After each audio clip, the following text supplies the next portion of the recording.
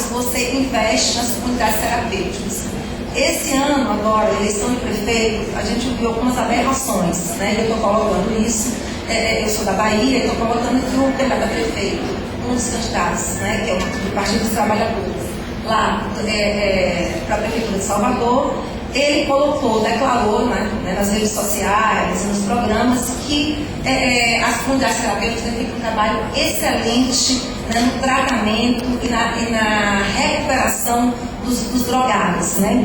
Eu achei interessante que essa pessoa é uma pessoa que já foi militante dos direitos humanos, que tinha uma postura, inclusive, extremamente interessante.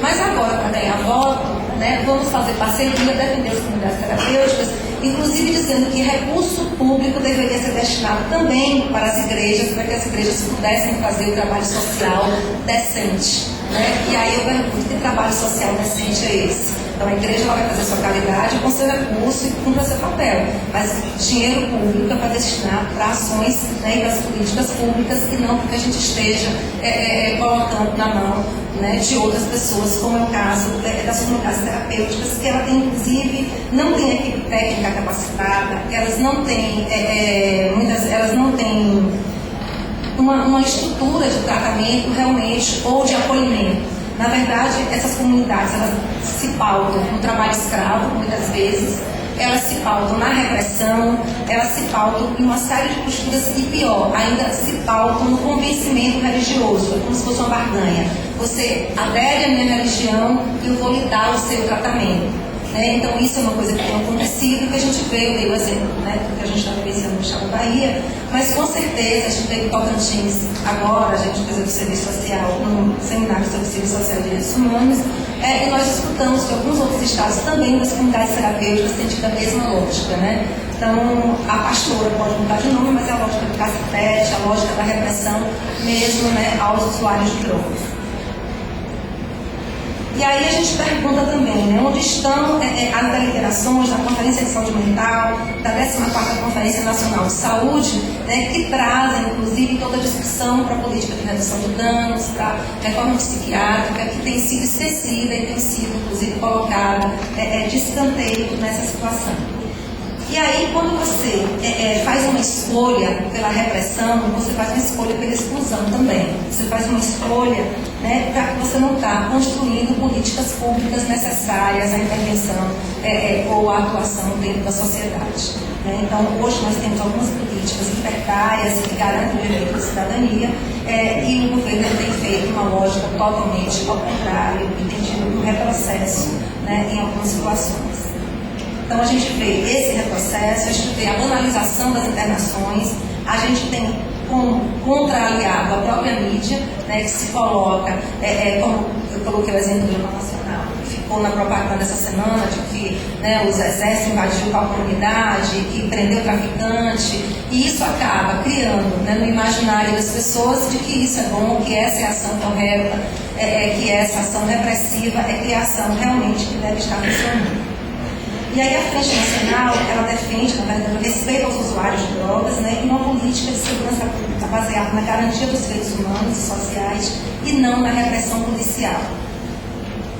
A gente repudia as ações higienizadoras e criminalizadoras da pobreza, né, e nos posicionamos contra a atual política de drogas e assumimos os princípios da luta antimanicomial, da redução de danos, no acolhimento e no tratamento de usuários abusivos de drogas.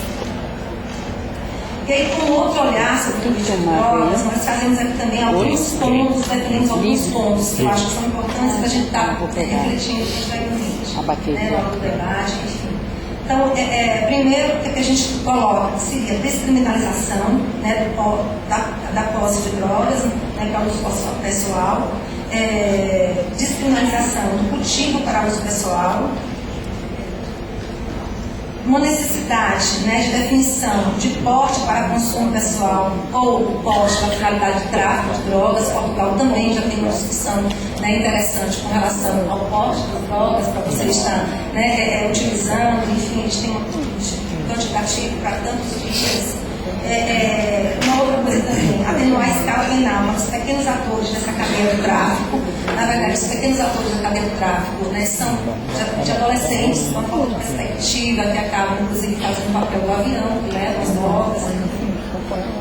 Compartilhar droga, artigo gratuito não deve se enquadrar como crime, né, ou tráfico.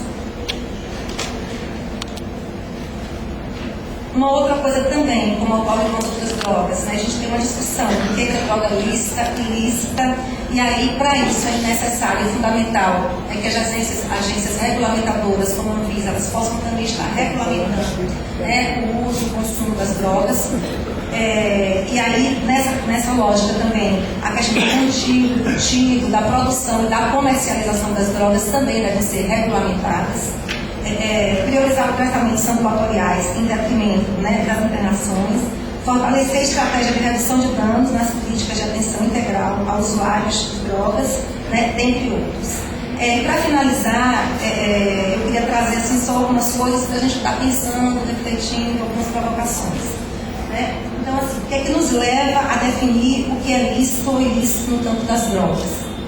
Que critérios e interesses políticos e econômicos levam a dizer o que é lícito ou ilícito? O que é droga? Existe alguma sociedade sem droga? E quem é usuário ou não de drogas? Né? Então, só para a gente estar pensando um pouco nessas questões.